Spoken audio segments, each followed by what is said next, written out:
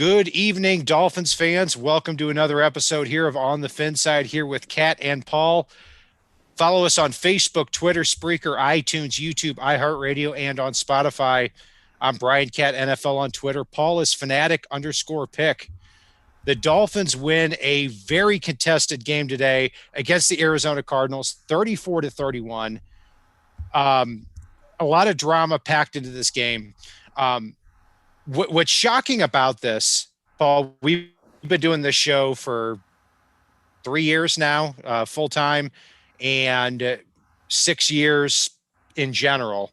And I can't recall a time where the Dolphins have won, as of this upcoming weekend against the Chargers, 42 days in a row without losing a football game. Well, not only that, you look at how they did it. They beat the team we all want them to beat on a regular basis, even if it's like kicking a puppy, in the Jets.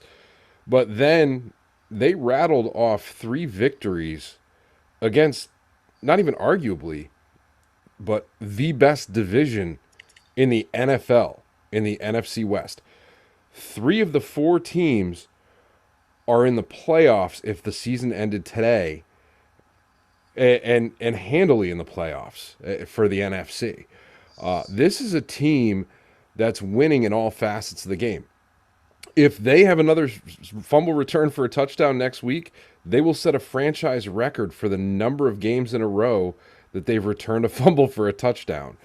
You look at Brian Flores looking at the next 4 games that look very winnable. If they win the next 4 games, not only is that an 8-game winning streak, Flores here in his second year after starting 0-7 last year will go to 500 on his Dolphins career as a head coach with games left to play this season with a team that had barely an XFL roster last year.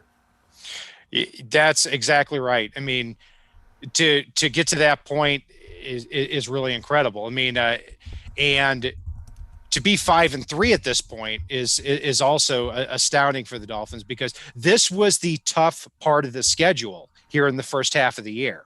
I didn't expect the Dolphins to be 5-3. Maybe you did, but I didn't. I thought they were going to be if I had to guess where the Dolphins are going to be after the first 8 games of the year, I would have said 3-5. And speaking of 3-5, when you take a look at when the Dolphins were when they were 3-3 and they put Tua in at quarterback, if they were 3-5 at this point and they had lost to the Rams and they had lost to the Cardinals, people would be saying that what an embarrassment it is, and it would have put Tua in such a terrible position as a starting quarterback. But that hasn't happened. Now Tua is 2-0 as starting quarterback for the Miami Dolphins.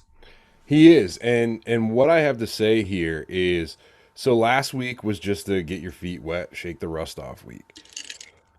And while he did start this game well, there was a moment late in the second half where it felt like he arrived, which, to say that, really barely a blip into his career, and seeing him suddenly turn that switch and turn that light on and get comfortable and cozy, and to do it late in a huge win versus the Arizona Cardinals, who could have taken the NFC West division crown today, but instead got sent home in second place yet again,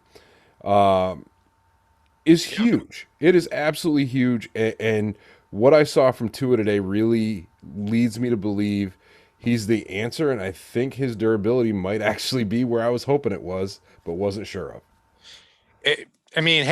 Tua threw a touchdown to Mac Hollins today. I mean, what more can you say? I mean, he threw a goddamn dime to Mac Hollins today. He did over the top shoulder, phenomenal pass. And the one pass that I saw in the third quarter, and I'm completely with you when you said that there was a point where he arrived, because let's face it, in the first 5 quarters of when Tua was in a quarterback, in the Rams game and in the first quarter of the Cardinals game, it looked, I mean, he was caretaking the football. Let's be honest. And then you got into the second quarter, you started warming up. Third quarter, there was one specific pass that I loved, and that's when both offensive tackles broke down. Tua steps up in the pocket and throws the ball across the field to Devontae Parker.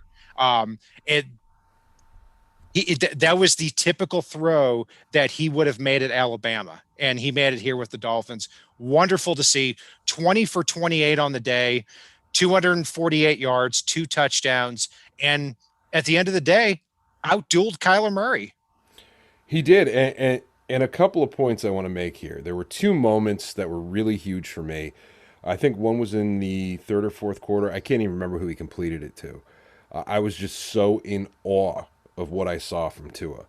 He basically, the pocket broke down. He started sprinting towards the line of scrimmage, knew exactly where he was at, pulled up, and just threw a dart. And that was moment one. Moment two was when they had him dead to rights in the backfield. He took off running, juked somebody, and really just muscled his way for the first down. And then the other thing, and I hate to say it because I love the guy, if Ryan Fitzpatrick was our quarterback today, Miami does not win this game. And this is the point where it really makes more sense than ever that Tua took the reins despite the winning record when he did so. And that's what makes it so much of a fulfilling win, that it happened with Tua and it happened in a 34-31 football game. I mean, um, and there were a couple of bonehead plays by Tua. Let's be honest. I mean, there was one that the one that was initially called an interception where he was trying to throw it out of bounds, and I thought it was an interception, but the defender had his foot on the white line, thankfully. Yeah, but but any mistake that he made. Also, there was another one where he threw the ball, hit Robert Hunt right in the leg. I mean,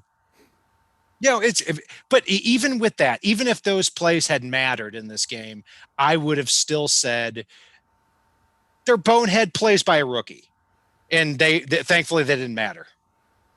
Yeah, and how good does it feel to be able to say Miami went out, struggled at times with some stupid things early in this game, and never fell out of this game and kept the momentum and took it back when they had to and fought through. And this is a team, and I want to touch on something you said before about the 42 days since the last loss, and really this is a team that always found a way to be a player too short at times, and to not get that ball to bounce their way because they fumbled this or flubbed that. That does not feel true anymore. This is a team that makes the play they have to make when it matters. Like that fourth down stop where Byron Jones flew up and just laid the wood. Or Shaq Lawson's fumble return for a touchdown where Brandon Jones came out of nowhere and just trucked a lineman out of his way so that he could make it to the end zone. I mean, you can just point to play after play, and it's heart and effort, which is something we have sorely been lacking. Yeah, absolutely. And there is a culture now, at least through the first 8 games of the season, where players are continually stepping up. And I mean, we talked in the pregame about Preston Williams, about how he needs a redemption game. And what did he do? He has 5 catches for 60 yards and a touchdown and draws another pass interference penalty before he leaves the game with an injury. I mean, he played a fantastic game. And on the defensive side of the ball, Byron Jones got beat by Christian Kirk for a 59-yard touchdown. But then he came up and made that play that you talked about. He did. And I really want to go back to that because we talked about this in our preview show.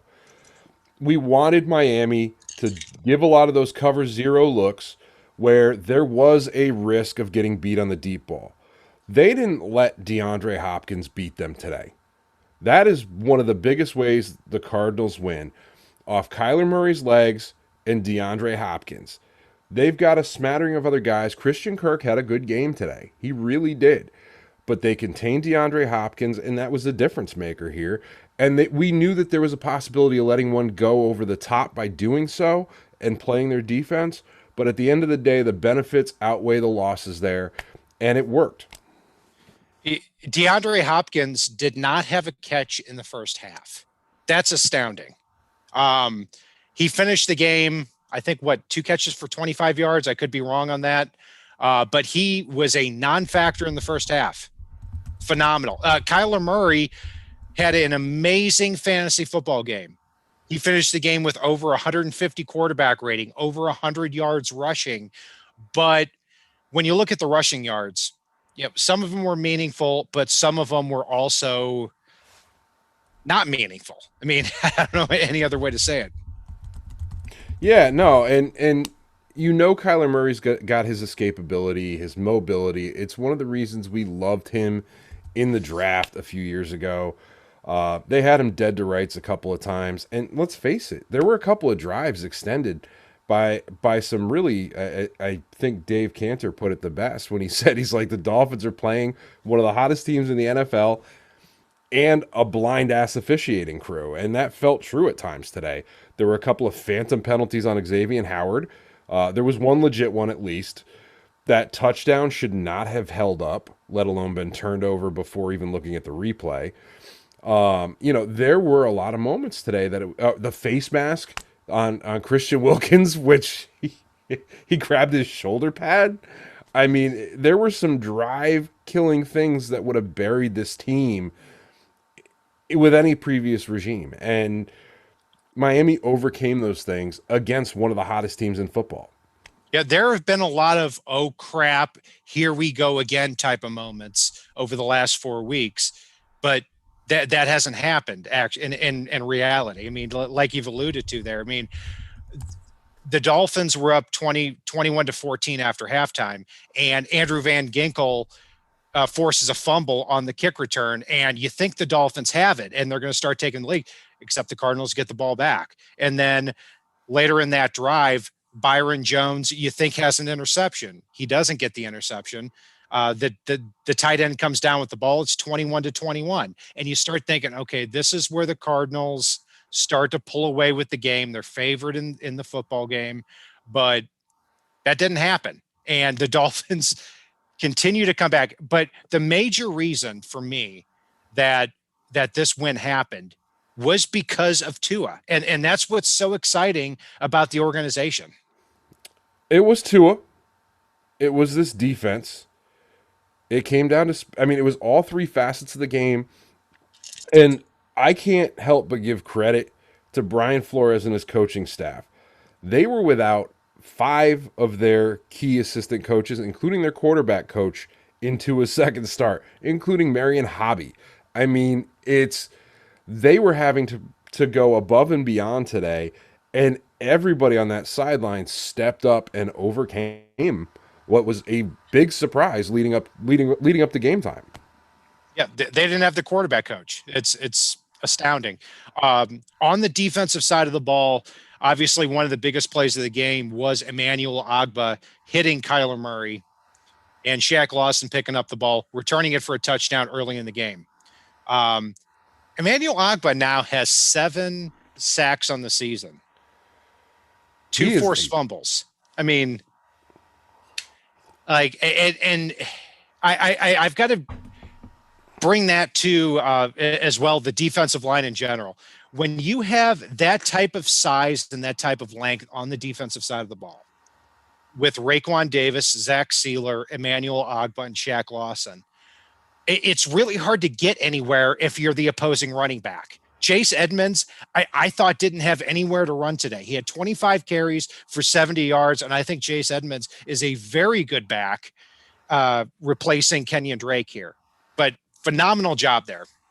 Yeah, I mean, you're talking about the Chase Edmonds that got stuffed on 4th down when he ran into a big mountain of meat and Zach Sealer. Is that the Chase Edmonds you're referring to? That's the one I'm talking about. Just checking. Yeah, he really didn't get anything done today. And if we want to talk about running backs, I'm going to butcher his name, but Savon Ahmed. No, holy hell! You nailed it. There were some explosive moments from him, averaging over 5 yards a carry. I don't care when Myles Gaskin's back. I want to see a little bit more of the other Washington running back on this roster. I'm with you on that. And I'm glad you brought that up because the minute Salvin Ahmed got on the field, the first carry, I thought he's fast.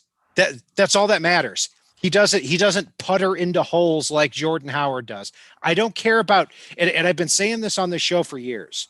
When it comes to the running back spot, I would rather have somebody get from point A to point B quickly than somebody break two tackles and fall into a 1 yard hole.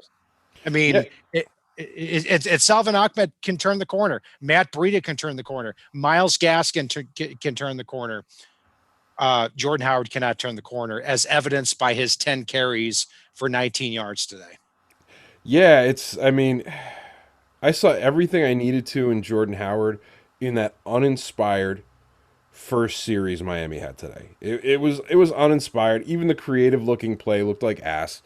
And Jordan Howard took that pitch and run to the corner, try to run through somebody.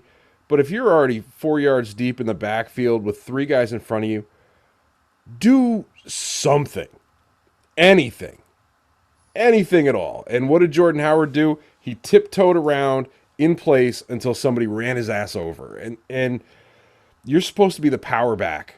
You're fighting for your job. You're supposed to have a chip on your shoulder, and you come out and you just lay a turd. Yeah, I mean, Jordan Howard to me is somebody that it's hard for me to get mad at because he is who he is. He is who he was when we signed him. I mean, he should not be getting a pitch on 3rd and 2. I mean, it's a bad play call. But then again, what play call is good for Jordan Howard? None, because we live in an NFL era where you have to actually have some speed at the running back position. You have to have something, and it's all I could think when I watched Jordan Howard hit a hole today. And yeah, he did have that good run late. He did get in the end zone, but overall, all I could think about was a conversation with Al Habib right before the game today about Jesse Davis at running back, and I kind of went, yeah, I'd prefer it at this point. I would prefer Jesse Davis at running back to Jordan Howard, but thank God we've got Savannah Ahmed to possibly be that explosive complementary back at the very least moving forward. You bet. So let's take a look at our grades here, Paul. Um, the quarterback spot with Tua, given that this is his second NFL start and he got into a duel with Kyler Murray. And there were a lot of 4th and 1, 3rd and 1 stops on the defensive side of the ball, but he made it happen late in the game. Um, I'm going to go with an A- for him. I mean, 20 for 28, 248 yards, 2 touchdowns, and he also pulled the ball down a couple of times and ran for a first down. It's going to be an interesting matchup next week with Justin Herbert when the Dolphins play the Chargers. I'm going to go with an A-. Yeah, if you had asked me about halfway through the third quarter, I would have told you I would have given him a B at that point, and I would have been very proud of him and happy with what I saw out of him as far as his progress went. And then he turned it on, and he catapulted between the third and mid third quarter and end of the game. He catapulted this grade. I'm going to give him a solid A here, especially given the fact that this was his second NFL game against one of the hottest teams in the NFL right now. And he got it done against one of the best teams in the best division in football. And I can give him an A for this easily here. You bet. And you look at the next 4 games, it's going to be fascinating to watch him play Herbert and Joe Burrow, to see where that measuring stick is with 3 of the top 6 quarterbacks in the NFL draft. At the running back spot, Miles Gaskin was definitely missed today. I think his versatility was certainly missed given the amount of snaps that Jordan Howard played. I mean, Howard went from being inactive the last 4 weeks to getting the lion's share of the snaps in the first half. Um, Salvin Ahmed was uh, fantastic when he got on the field. He got the ball. And what I said in our pregame was that he plays faster than a 4.65 football player, and he does. And I'm looking forward to seeing what he can do for the rest of the year. But overall, it what drags it down is that Patrick Laird and Jordan Howard combined for 11 carries for 18 yards. So, going to go with a C minus overall for the running back spot. I'm I'm gonna go with a B minus here, and I was not impressed with Jordan Howard. You've heard me bash it already. I was impressed when I saw Salvin Ahmed.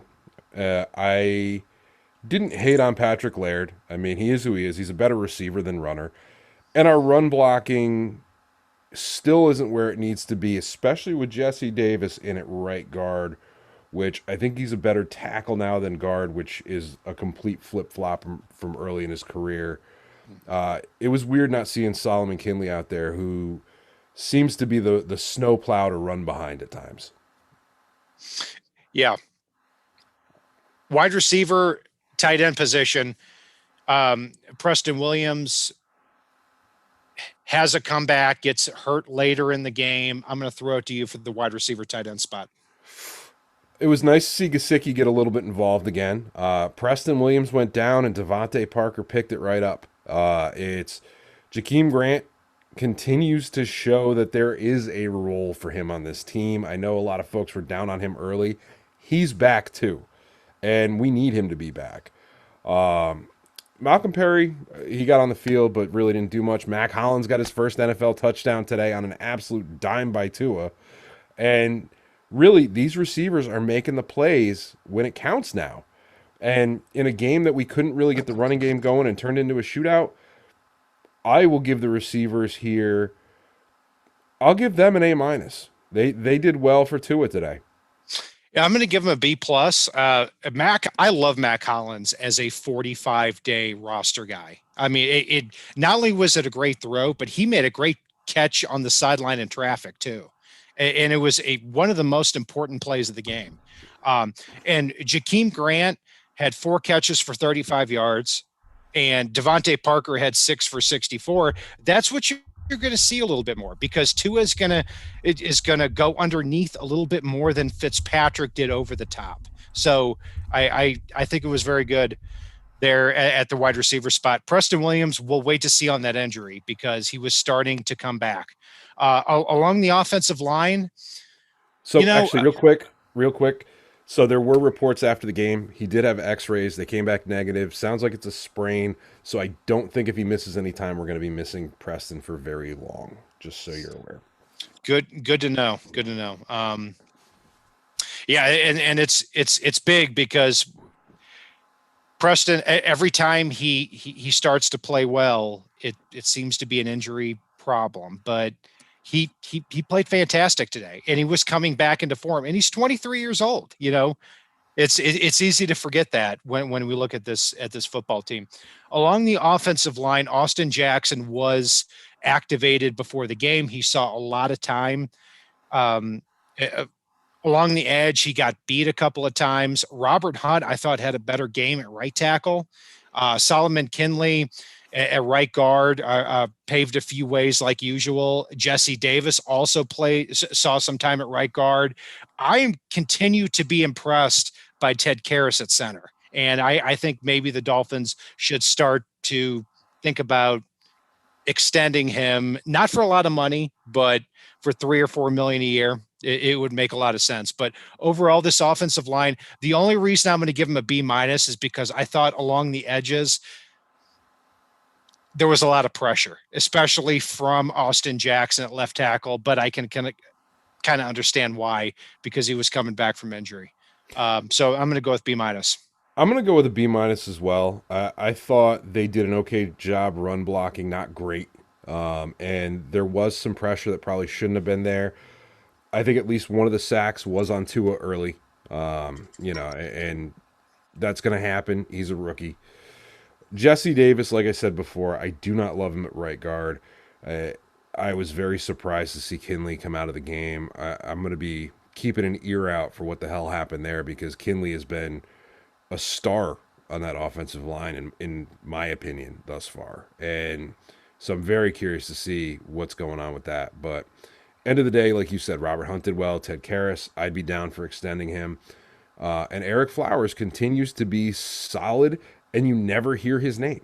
And so that's a good thing. That's a good thing at left guard. I mean, you mean the position that I said he should play when he was in the NFL draft and everybody was calling him a left tackle, and everybody thought I was nuts.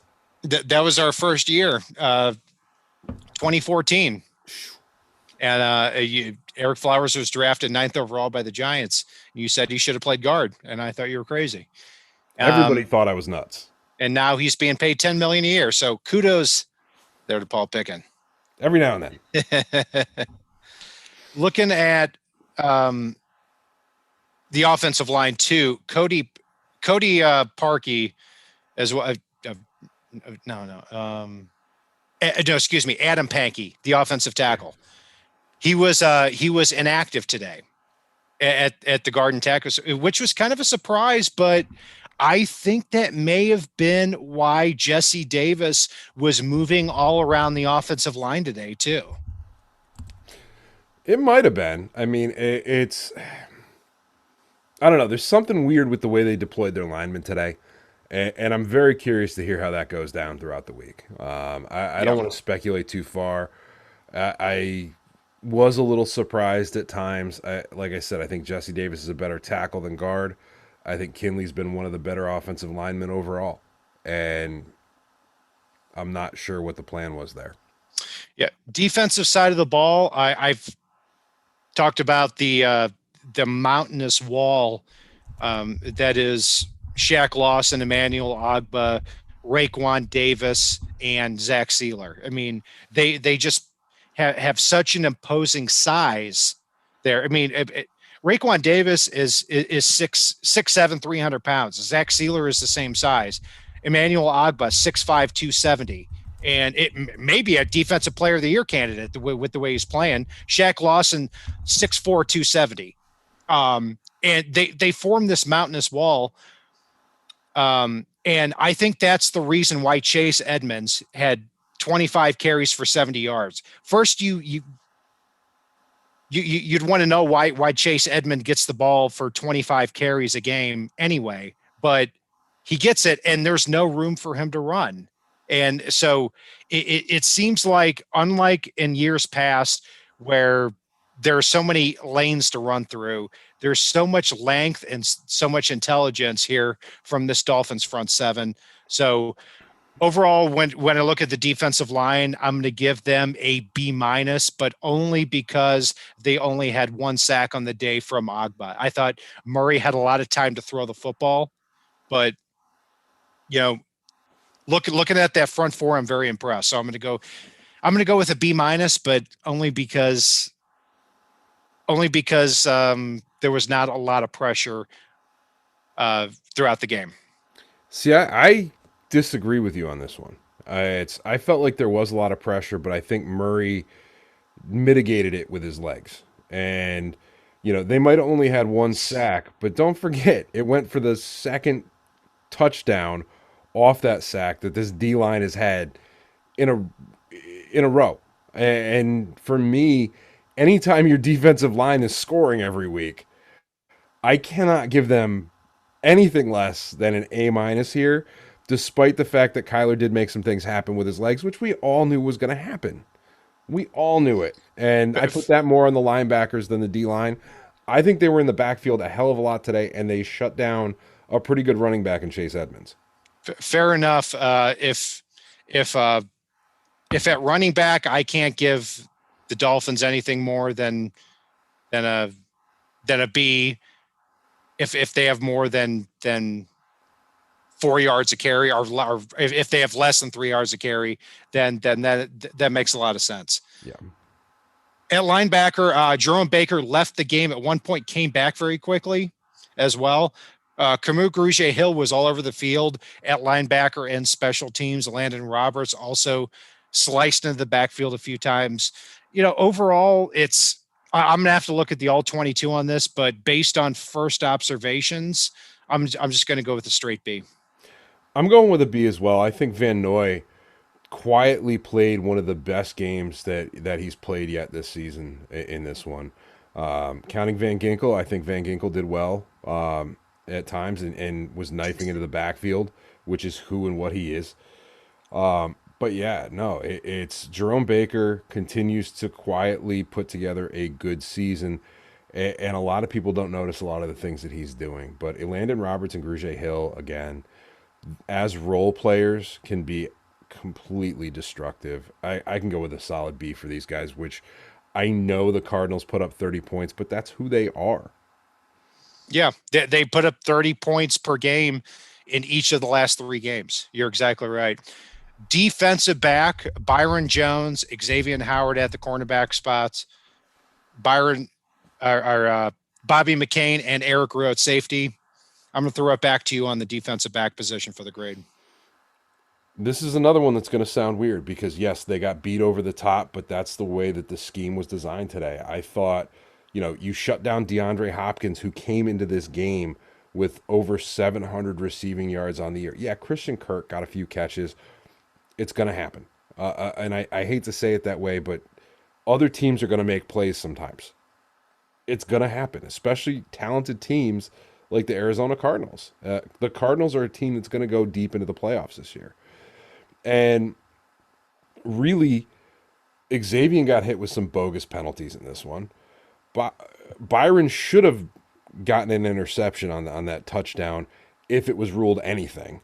And really, Bobby continues to be absolutely solid in deep center field, and Eric Rowe is the unheralded MVP of this defense. And so you look at that, you look at Noah Igbenogany and what he's done, you look at that block by Brandon Jones on Shaq Lawson's touchdown. There are positive things to say all over this secondary in this one. So yeah, it's a B plus for me, even though, yeah, Kyler Murray threw for 240 something yards, I think it was, or 270. Okay, cool. Yeah, I'm going to go, given that he was 21 for 26, I'm going to go with a B.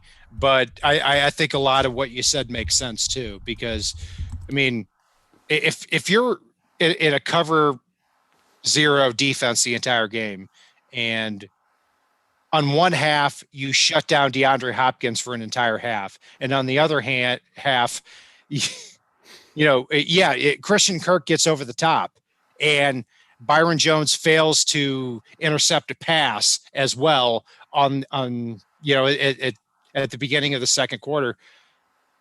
That's pretty much it. I mean, with how it went. And Bobby McCain, I thought, played great at free safety all over the field. I love how he cheats up from play to play, but also can drop back. I was completely wrong on him at the free safety spot. And Eric Rowe at strong safety is one of the most important players of this defense. I'm not quite there yet on Noah Igbenogany, and Nick Needham continues to play great football as well. But overall, I'm going to give him a B only because Kyler Murray was 21 for 26 for a quarterback rating of over 150.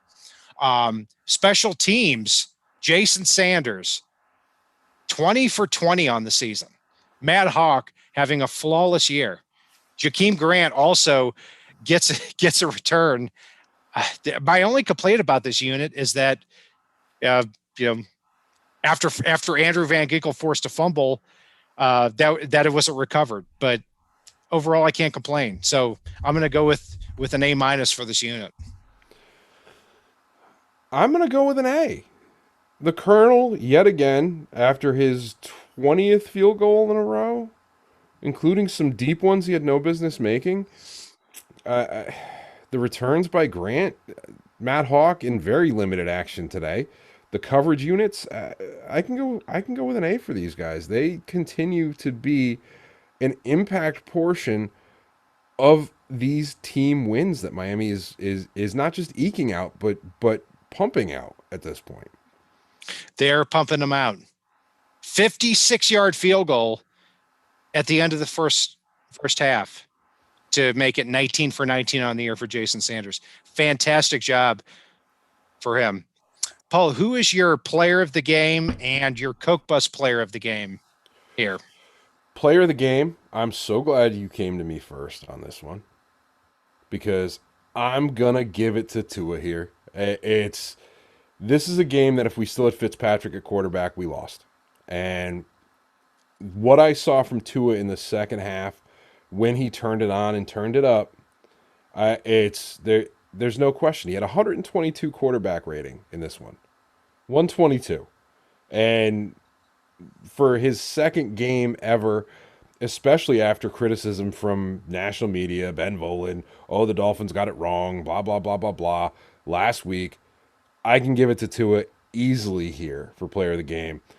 As far as my Coke Bus player of the game, I'm going to give it to Jesse Davis because when I noticed him today, I noticed him badly in this one.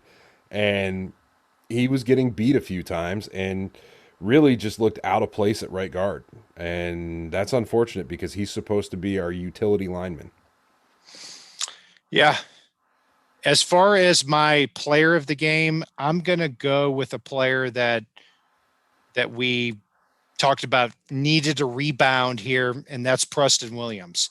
He had 5 catches for 60 yards and a touchdown, and I felt that had he finished the game, we would have been talking about a 9-10 catch, 100-plus yard performance.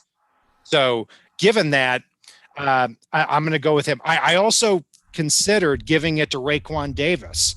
Raekwon Davis has endlessly surprised me over the last couple of games because he can just it is a nightmare to defend the guy at 6'7", 310 pounds at that strength from week to week. My Cook Bus player of the game, I mean, pretty much a layup, but I'm going to go with Jordan Howard. 10 carries, 19 yards, and an infant could have run it in. For example, Kalen Ballage today had 14 carries for 69 yards for the Chargers. 4.5 yards a carry. So, do they want Jordan Howard? I'm not sure if I would. Would you trade Jordan Howard for Kalen Ballage at this point? No. I just meant, do they want him? I would still take Jordan Howard over Kalen Ballage based on what we saw here this past year. I mean, at least Howard can get in the end zone. He can't do anything else, literally nothing else. But it is good, Paul, to sit here and be 5-3. There's no question about it. I mean, and I want everybody listening to this to understand. You deserve it. I mean, we dealt with a lot last year as Dolphins fans, and we've won 4 football games in a row. Last year, we dealt with a lot the last 20 years, including when Miami did win the AFC East in 2008. We've dealt with a lot the last 20 years, whether it's Ricky smoking up, whether it's, having to rely on Greg Camarillo to get that long touchdown catch against the Ravens. The goddamn Patriots, which last I checked, Tom Brady's losing 31-0 while we're recording here. Yeah, I actually got it on over here. I mean, it's really, and it is great to look at this future with this team right now and know that Miami should, by all accounts, barring some catastrophic 2020 type thing, should finish the year at a minimum 10-6 looking at this schedule moving forward. I can't wait to do these shows. I couldn't before, but I really can't now. Well, I can't stand looking at you from week to week, Paul, but no, I always enjoy doing these shows, but and I appreciate everything that Dolphins fans have put forward on our message boards and on our forum as well. But yeah, I mean, that's the reality of it, is that We deserve this at 5-3. But the work is not done yet. The next 4 weeks, the Dolphins are going to be favored. That's when the fun continues, and it needs to continue. That's going to do it for our breakdown of the Dolphins' victory over the Arizona Cardinals, 34-31. You can follow Paul and I on Facebook, Twitter, Spreaker, iTunes, YouTube, iHeartRadio. I'm Brian Cat NFL. Paul is Fanatic_pick on Twitter. And if it's not on the right side and it's not on the left side, it is on the FinSide.